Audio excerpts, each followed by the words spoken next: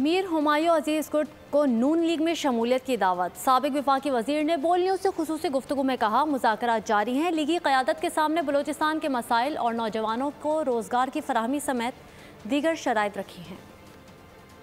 मुस्लिम league नून की जानिब से बलूचिस्तान में सियासी जो दावपेल है वो उसका सिलसिला इस वक्त भी जारी है। मुख्तलिफ सियासी जो रहनुमा हैं मुस्लिम लीग नून के, वो आज भी बलूचिस्तान आते हैं और मुख्तलिफ जो शख्सियात हैं उनसे मुज़ाकरात करते हैं। इस वक्त मेरे साथ साबिक वफाकी वज़ीर मीर हुमायूं अजीज़ कुर्द मौजूद हैं, इनसे भी मुज़ाकरात किए गए थे। सर, बहुत शुक्रिया आपके वक्त का। मुस्लिम लीग नून की जानिब से आपके साथ भी शमूलियत की दावत दी गई, मुज़ाकरात हुए। आप और आप सचिन की क्या फ़ैसला हुआ और आपकी क्या सूरत हाल है?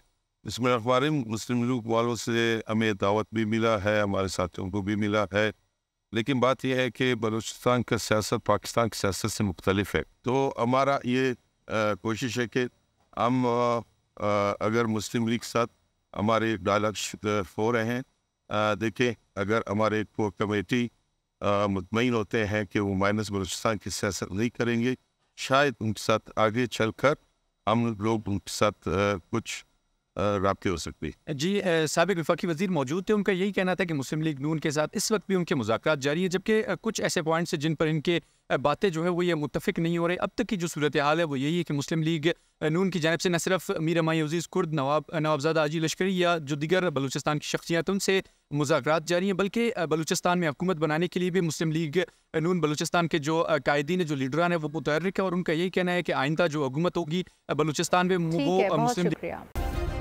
सब्सक्राइब करें और बेल दबाएं ताकि कोई खबर रह न जाए।